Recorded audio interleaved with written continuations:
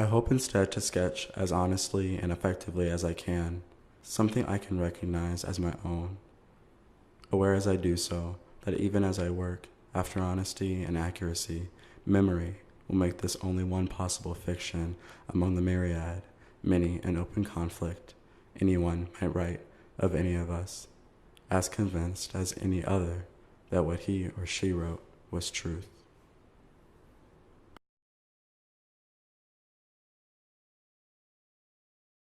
An 18-year-old college freshman walks to the library that sits behind his dorm. The year is 2012. He meets a black man, a college junior, whose age is unknown to him. Prior to this meeting, the two have agreed to have a sexual interaction. Their communication took place via email and began from a Craigslist personals ad. The 18-year-old did not know how to get to the library until Googling his location. Hey, what's up? Nothing much. How are you? I'm good. Same. So you a freshman? Yeah. Where you live at? Johnson? Oh, true. Who's your RA? Torian? Cool. Yeah, Torian, cool people. Yeah, he's a nice guy. So you ready to go? Yeah. All right, cool. Hold on. Give me a second. I got a spot. Trust your partner. Although you do not know him well, it should be okay. They don't seem dangerous. He was also on the site, so just be cool about it. Nobody's going to find out. He's kind of cute. He also kind of looks kind of mean. In a few moments, you will hear this sound. Psst. Pause the track when you hear this sound. Wait for your partner to leave the library. Be sure to follow them closely. When they stop walking and give you a thumbs up, press play. Psst.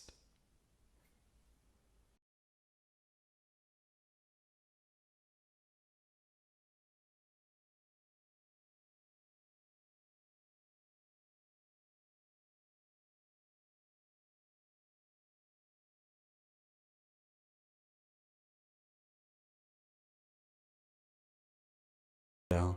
All this anxiety building up is unnecessary. If he hasn't killed you yet, he's not going to. It might even be fun. He said he might do it for you too, so just chill out.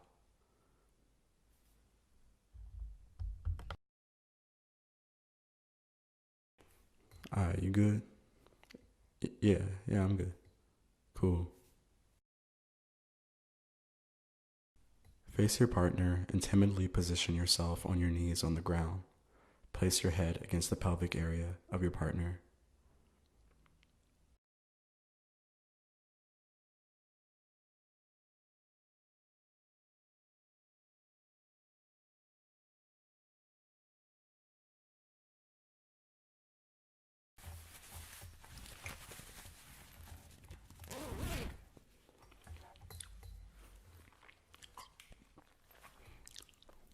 Good. Mm-hmm. Yeah, fuck that. Fuck.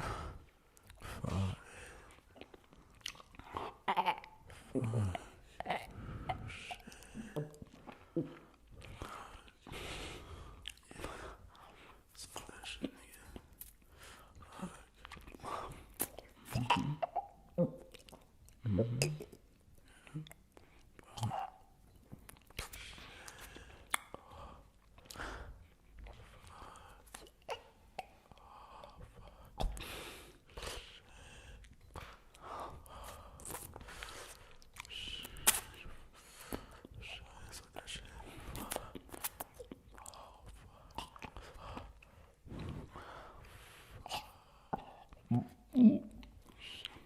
Bus.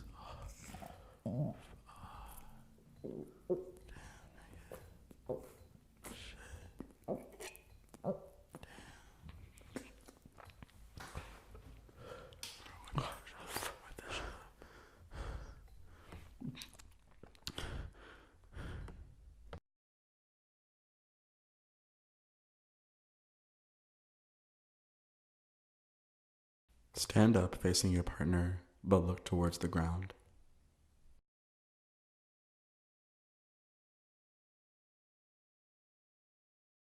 Alright, homie. You gonna be alright to walk home? Uh, yeah. Yeah, I think so. Cool. Peace, alright.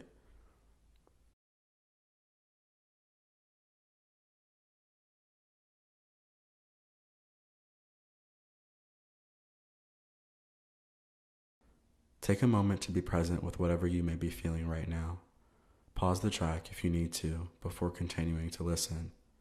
Notify your partner if you need to pause, and have them pause with you before pressing play again.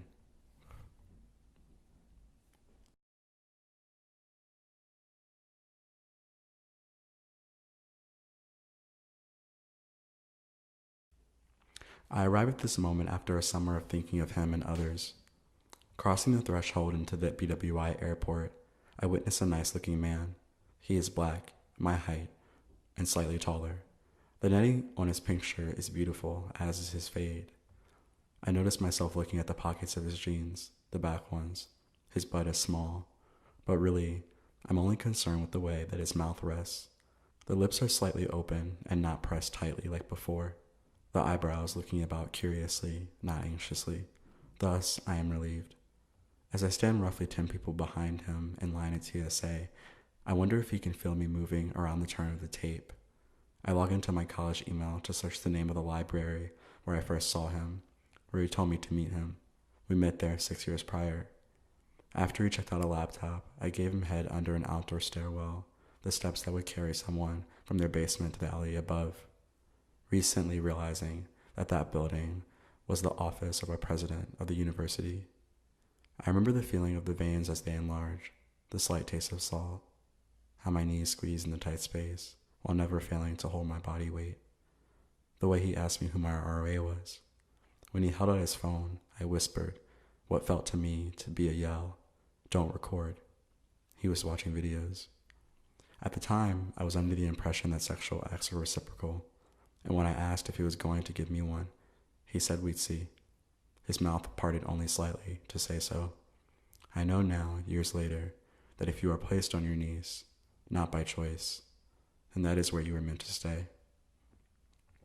As his grunts became stronger, so did the grip of his fingernails digging into the back of my head. And when he said, "I'm about to bust," I was happy. Not for what I had accomplished, but happy that it was over. The first time of feeling such a substance in one's mouth is one that I will fail to describe. Squeeze your eyes and close them because that is part of the taste. Imagine a lemon being juiced into the back of your throat. 3 lemons, with the pulp included. Trembling between how to go on, I spit it out, making sure not to get any on his shoes. Making the moment mine, and spreading shame across the city wherever and whenever I had to. Where some can note the bodies and names that hold the urges that they had at that time, all I can locate are slabs of concrete and stairwell railings. I think of him whenever I'm in that town, and sometimes I cross the alley, regardless of how weird it is, to acknowledge whatever we may have had, how easily we were falling through the cracks of those homes and becoming stuck, praying for any ounce that could come out and help us slip far away from our bodies. Him in need of relief, myself in need of the same thing, not a physical one, but the relief of the burden of possibility. For when curiosity becomes too much to bear, when wonder escapes the space of excitement, when it is free to roam, its shape often changes, and as it comes down, running, trying not to gush too quickly, it becomes hard, rigid, sharp, painful, and ultimately dangerous. When it reaches the bottom, on the surface is where it burns the most, one is reminded of what it feels like to return home to an eye in the kitchen that has been left on, watching itself for far too long. So as the doors of BWI slid open and our eyes held on to each other for a moment, it seemed as if since that night, things were a little bit bigger, a little more spacious. His lips had been parted, and maybe this means that he too had his moment of movement. A part of me, if not all of me, was hoping he would be on my plane, that one of us would say something to the other. And when we see each other again, because we will, I'm thinking that maybe the space will be even bigger than an airport, a space for 2 men like us. And whether he speaks or not, I hope I'd muster up some courage to ask him where he got his shirt.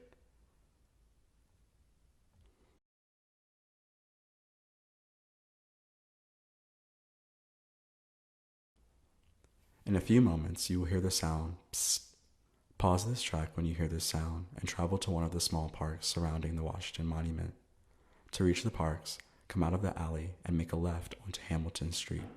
Then make a left onto Charles Street. Continue on Charles Street until the road splits into two uphill roads. Take Washington Place, traveling north, until you reach a large monument at the center of Washington Place. If there is seating available in any of the parks surrounding the monument, then you should sit if you are able to do so. When you arrive in one of the parks, press play. To repeat, come out of the alley and make a left onto Hamilton Street. Then make a left onto Charles Street.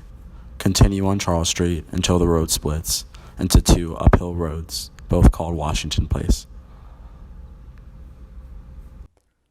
Psst.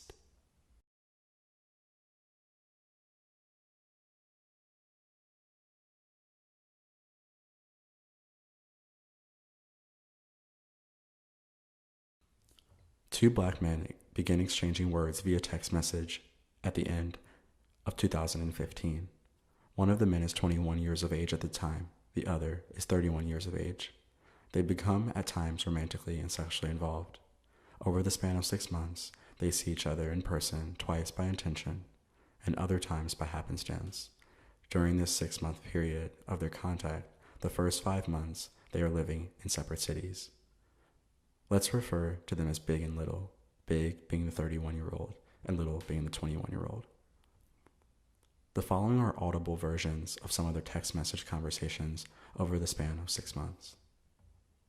Little sends a photo of himself with his siblings. They are all dressed in black. Big: wow. Little: what? Big: it's so beautiful, just seeing a beautiful black family. Little: thank you. This is on the way to our dad's funeral. It was so warm that day. What's your family like? Big: I talk to my brother and sister often. My father is alive. I haven't talked to my parents in years. Little: I see. I think I'm making this art project of black men kissing their sons' heads and cheeks. Big: I'm not giving you a photo of my father. Little: yeah, I love Noah Donovan. Big: my brother looks like him. Little: no, he doesn't. Big: yeah, he does. Little: yeah, I only recently in the last few years have been able to watch black men on the screen. Big: why? Little: because some of my surroundings growing up were white, a good amount actually, and I didn't understand blackness and queerness as something healthy or like any type of relationship, so it really scared me on the computer. Big: I've never thought about that. Big: I really wish you would send me that nude, but you won't. Little: LOL, maybe. If you'll send me one back, I would. Big: I would. Little: cool. Hours pass, and Little sends a new photo to Big. Big: yes. Little: LOL, thanks. Little: you gonna send me one? Big: yeah. Hours pass, and days pass before the two men have contact again. Big: here's my nude. Big sends a cartoon drawing of a naked man on all fours, on top of a desk. Little: LOL, this is annoying and childish. Big: why, what's wrong? Little: because you said you'd send the picture, and now you're picking, and it's annoying. Big: what, you want me to toot my ass up in the studio in the middle of the day? Little: it's whatever now. Big: oh, come on, can we please move forward? Little: I'm about to work out. Big: what can I do to make it better? Can we please move forward? Little: some of my friends got into Skowhegan today. Big: LOL. Little: what's funny? Big: Skowhegan's a joke. Grad school's a joke. Residencies are a joke. Little: how was the weekend in New York? Big: it was good. We went out to dance. I saw my friend. We got in a fight and then we made up. Little: oh, I'm sorry about that. Big: it's cool. He's crazy. He tried to kiss me. I dodged it. Little: LOL. Big: You shouldn't be worried about him. I don't like him. I like you. Big. I can't believe I don't have a friend to talk to. Little. That's not true. You have me. Little. Hey, I know it's been a while. We haven't spoken some time. But there was a shooting outside my place, and I happened to be locked out. I'm not sure where my roommates are, and I can't reach them. Do you think I could crouch on your couch? No rush, but please let me know. Thanks. Big. Hey. Little. Hi. Big responds 35 minutes later. What's up? Where are you? Little. I'm in the parks by the Washington Monument at the Circle. Big. Okay. How long will you be there? Little. Well, it's hard to know because I'm locked out, you know. Big. Yeah, I don't know how this is going to work. My friend is in town. Hours pass and Little sees Big walking past his home with a man, possibly his friend that he mentioned. Little stays up that night and walks the area of Charles Street near the Johns Hopkins campus, knowing that it is somewhat secured by guards.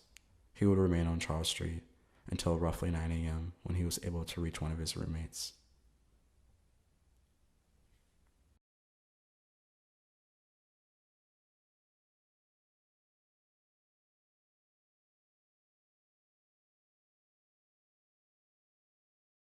I moved to Baltimore that summer and walked what seemed to be 500 miles a day. It was my first time living in the city as an adult. All of my walks were in silence, no music, no sound outside of internal thoughts. Sirens and cars were largely ignored. I had time and the privilege to occupy it as I desired, so I tried to experience the city in a way that felt foreign to me, walking. As a competitive runner, I like to move fast at times. I thought I would become attached to the familiarity of different locations, that I would find sites I was interested in for artworks, gatherings, something. But what happened instead was that I became consumed with the processing of a relationship that had in my mind ended, but in the other person's head quite possibly never even existed. On my walks, I would see him constantly. Our contact had dwindled down to an empty well. Interestingly enough, as I was now closer in proximity to him, we spoke even less. Flag. A nigga that talks to you more during long distance is afraid of in-person contact, or maybe doesn't fuck with you, or both. I walked alone through Baltimore that summer unless I was with Amani. The one time he and I did hang out, if you could really call it that, was at a show at Metro Gallery. I was excited to see Abdu perform for the first time, as I had been listening to their music a lot lately. He followed me around that night at the party, and later he needed to use the bathroom on the way to his house. I let him use mine, and he followed me to my room as I told him I needed to sleep. He kissed me aggressively against the refrigerator in my kitchen, and I asked if we could talk. Flag. Any nigga that follows and watches you is toxic. Flag. Any nigga that you're unsure of whether or not he'll be willing to have a conversation with you. Flag, flag, flag. The next part is textbook, but for 22-year-old me, who could humanize the shadow of a ghost, things were deemed complex, when really there was nothing to untangle. The ghost came over, snuck in, and stayed the night under the promise of communicating better, thinking with more thought and care, simply being better. But who, when they're having their first experience of being wanted, and let's be clear, I said wanted, having the desire to possess something, who in that moment is considering the ability that the person who is trying to stick their hand in your ass has to love or to care or to hold? I'm not sure who, but I know who isn't. Young black queers that were never seen as desirable from the external onlooker, who instead of having crushes, were busy getting crushed daily, regularly. The regiment followed by those of us that wore dirt for skin in the suburbs and higher education. Those of us that never had crushes because we were never anyone's crush, and thus formed feelings of undesirability about ourselves and our kin. Undesirability so strong that even the most beautiful Negro, I'm talking Ali, in Lupita status, couldn't be rendered with any reality. Those of us that somehow reached crush status were only ever held there in secrecy, hidden from declaration, hidden from living on and in the tongues of others, shoved away somewhere, left smothering in the tight space between excitement and disgust. So it is no surprise that a lying ass, broken ass, fully fleshed adult could make a youngster's pussy pop while also leaving their sheets full of drool over the daydream of what could be. And for me, what could be was imagined as what would be if he stayed in the bed, when what really would be me, alone, the next morning, and the next morning, and the next, and the night after the shooting when he wouldn't let me crash on his couch. The best time we had together was via text message when once I asked if he'd date a white guy after he sent me a picture of one that he had a crush on. His response, "Sir, I'm addicted to my crazy black love rampage." I felt affirmed, at home, and I haven't touched a white man since. After bad experiences with white guys, I needed those words, even if it came from a lying ass ghost. Over time, with my friends, I've added more flags. Niggas that kiss stiffly, niggas that won't hold your hand during a cuddle, niggas that refuse to cry or adamantly hate any type of crying, niggas that toss or throw you a rag after you nut and don't look in your direction. I share these with my friend, my son, Jalen. He is 21, with a sense of promise and confidence that would scare and inspire you at the same time. In this collection of flags, I obtained some myself. The big one, waiting on a nigga from a Kehinde Wiley painting to march down Charles Street on a white horse. More foolishly, craving romance to validate my desires and attractions to men as acceptable to others. The man in the painting will leave you walking for miles to meet him. When you do finally find him, he's resting with the horse, and you're sweating bullets. You've walked all the way to the stable, and he's only barely left. He looks at you, depleted, trembling. Now which horse do you think he's going to take out for the ride? You or the one on the stable? Nobody ever sees a Kehinde painting and says, "Wow, look at how weak that horse looks."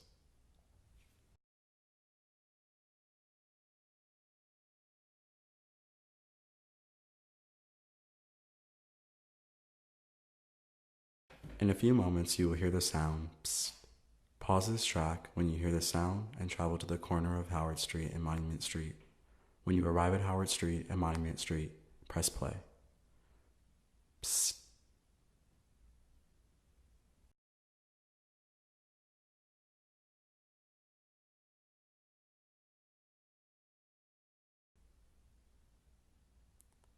Two young black men sit alone on a couch in a dark living room on 24th Street. It is the fall of 2016. Only the streetlight and an occasional SUV headlight join them. They share a pound cake from the nearby Safeway. They have recently met and have expressed interest in each other. They are meeting for the first time in person. So you haven't heard the whole album? Nah, I know there's a visual element, right? Like a visual album, maybe? Oh my gosh. What? Do you want to just listen to the whole thing right now? Yeah, I mean, why not? We're not doing anything.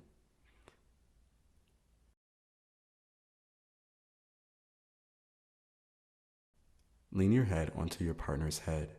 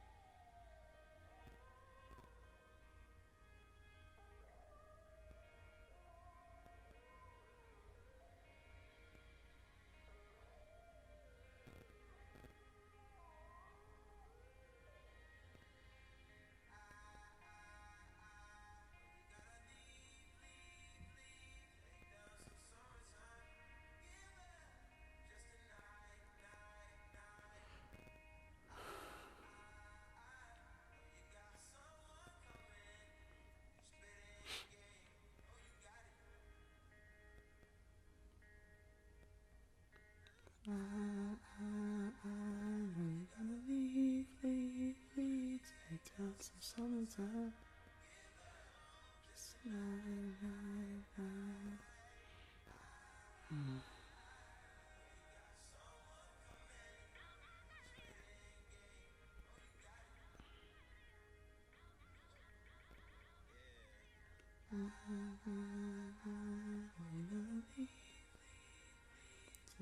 Some summertime.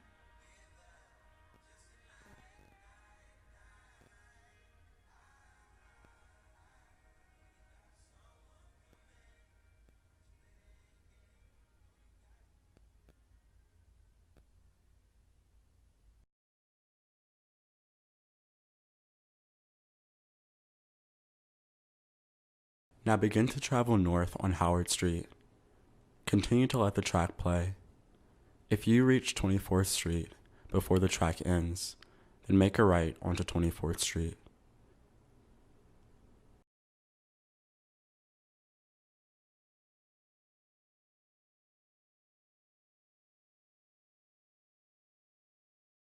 Tonight I'm overwhelmed with making enough money and getting art done for upcoming exhibitions. My art tends to not make me enough money for a living, and that's a conversation I'm willing to have at length sometime. That being the landscape of contemporary art, how it fits and doesn't fit in our lives, how we're taught to and not taught to appreciate it. But what is available for work where I live now is the industry for food service. The city that I live in operates largely on tourism, and when people are traveling, they want to eat out. It pays really minimally, but people have to work in it to make only a little bit to make ends meet. I'm upset right now after a shitty shift at work. I was just looking up at my ceiling fan and I thought of him. Earlier, we were talking on FaceTime. I'm thinking of how in 2016, I had a ceiling fan. Him and I would lay around, talking, sometimes watch a movie. We'd listen to Blonde a lot. Thinking back, a lot of our time when we first met was spent just walking around Howard Street, North Ave, and Charles, charging our dead phones at Starbucks and Chipotle, meeting Markella at Unimart to go from there, usually just to the Crown, working on grit fun stuff with Amani, or getting snowballs right off of North Ave. Within a few weeks of each other, Carrie James' retrospective opened, Solange released a seat at the table, and Moonlight came out. I traveled to see Mastery at the Met and Moonlight in New York on the same day. It meant a lot for him and I to experience these works of art together. For many brown-skinned boys, I think the moment of hearing Shy ask Juan what a faggot is was quite jarring. I remember my eyes welling up, how when Shy looked up from the table, his eyes were so big and I felt like mine met his. I felt really sick after I saw the film for the first time, in a way that felt like I had been seen and given space to feel with the fullness that I hadn't before. It felt similar to when my sister, 8 years old at the time, confronted me and asked me if I was gay with a straight face. What do you say to an 8-year-old when they understand more about you than you understand about yourself? So when him and I went to see the film at the Charles, it felt exciting, in a gentle way, to know that I would be there if he needed me, if he too felt that drop of gravity in his stomach while witnessing Shy labor over the ways in which so many of us are perceived before we even move a fiber, analyzed simply by how our jaw lines rest in the palms of our hands. We would kiss for what felt like hours. In my head, I had forgotten about labels or language. For the first time, I felt regarded. I was fortunate to have this experience so young, but also for it to be with another Black person who shares a passion for the arts and believes in the ways that art and expansion can edify our lives. I started my interviews for grad school that winter, all in 1 week. I remember his surprise and dismay when I returned from Chicago and left 6 hours later to catch a bus to Yale. We spent his birthday night together that winter, and he had a cold. No kissing, but a lot of holding. Soon after the winter, our interactions lessened. I left the country for some time. He finished the school year. I left for Skowhegan at the start of the summer. And in the months prior, I'd moved to my mom's to save what little money I had after I paid for the program's fees that my fellowship didn't cover. It seemed that suddenly, things were showing that life wasn't always going to be so convenient for the both of us, or so blissful and easy. One morning, when our relationship was changing drastically, without saying so, he had me leave his bed. It was 7 a.m. and it was cold out. There was snow everywhere, and he wasn't sleeping, and I wasn't sleeping because he wasn't sleeping. His long legs hitting me through the night, his warm socks twitching often. He stayed in the bed as I packed my bag. He had voiced not being able to see us sustain a relationship when I moved for school. We were so young. I hadn't thought of it. He was trying to set up healthy boundaries for us, and I didn't understand, largely because I didn't want to acknowledge the ending of something, of the softness, of being met with a smile the size of yours, of not seeing the thing that confirmed me on a regular basis. In those months, we developed a foundational love for each other, one that is more important than my desire for kisses, one that allows him to call or text me now with an urgency dealing with anxiety or insecurities. We can talk about art, men, sex, our families, our brother Frank. How would I regard other men had I never had this experience with him? All of that walking, waiting in the cold for each other, solidified my beliefs in supporting others as they're changing, growing, becoming. Waiting does not necessarily mean wasting time. It can truly be a testament, a way to love, a way to care for someone without disposing of them. That morning, when I was asked to leave his room, I walked to install an exhibition. I was nearly in tears. I bumped into the 31-year-old that I mentioned at length earlier. I hadn't seen him in months, almost a year. It felt fitting, and I didn't know why. The timing shook me to a point of rupture. It's been over 2 years, and I haven't taken much time to think of what it might have meant, or why it maybe happened the way it did.